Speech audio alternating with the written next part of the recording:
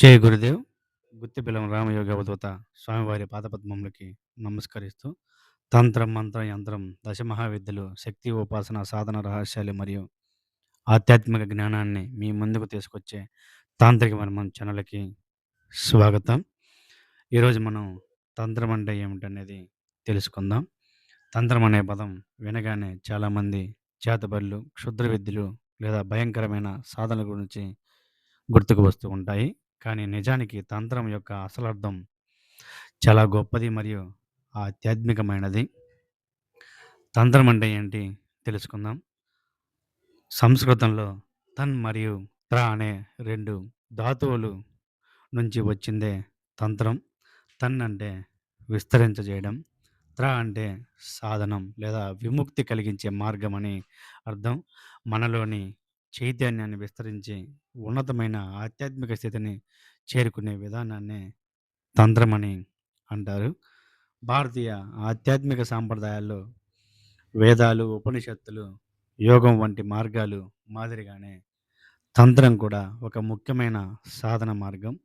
తంత్రం మనిషి శరీరం, మనస్సు మరియు ప్రాణశక్తి, ఆత్మ మధ్య ఉన్న సంబంధాన్ని అర్థం చేసుకునే వాటిని ఆధ్యాత్మిక అభివృద్ధి ఉపయోగించే విధానాన్ని బోధిస్తూ ఉంటుంది.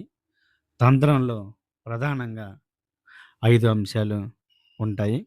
మొదటి అంశం మంత్రము, రెండవది యంత్రము, మూడవది ధ్యానము, నాలుగవది ఉపాసన, ఐదవది శివశక్తి తత్వం.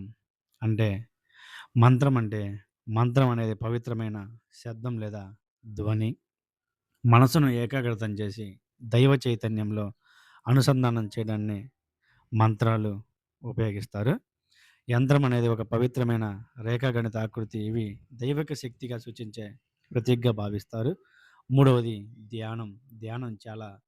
ధ్యానం ద్వారా మనసు ప్రశాంతమైన అంతరాత్మకంగా మారుతుంది. ధ్యానంలో తంత్రంలో ధ్యానానికి చాలా ప్రాధాన్యత కలిగి ఉంది. నాలుగవది ఉపాసనా బలం. శక్తి స్వరూపిణి అయిన దేవిని ఆరాధించడం తాంత్రిక సాంప్రదాయాల్లో చాలా కీలకమైన భాగం. ఐదవది శివశక్తి తత్వం. అంటే శివుడు చైతన్యానికి, శక్తి సృష్టి శక్తికి ప్రతీక.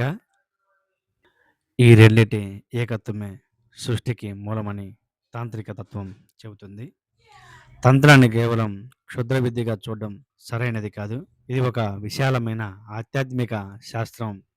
ఇందులో మంత్రం, యంత్రం, ధ్యానం, శక్తి ఉపాసన వంటి అనేక మార్గాల ద్వారా మనిషి తనలోని దైవత్వాన్ని తెలుసుకోవడానికి ప్రయత్నిస్తూ ఉంటాడు.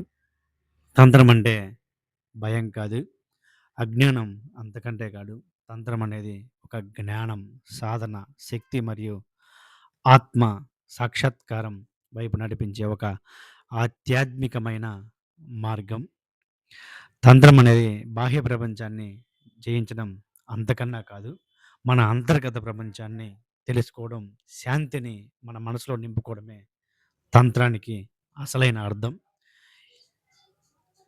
ఈ వీడియో మీకు నచ్చినట్లయితే లైక్ చేయండి, షేర్ చేయండి. మరిన్ని తాంత్రిక రహస్యాల కోసం మా తాంత్రిక మర్మం ఛానల్ని సబ్స్క్రైబ్ చేసుకోండి. జై గురుదేవ్.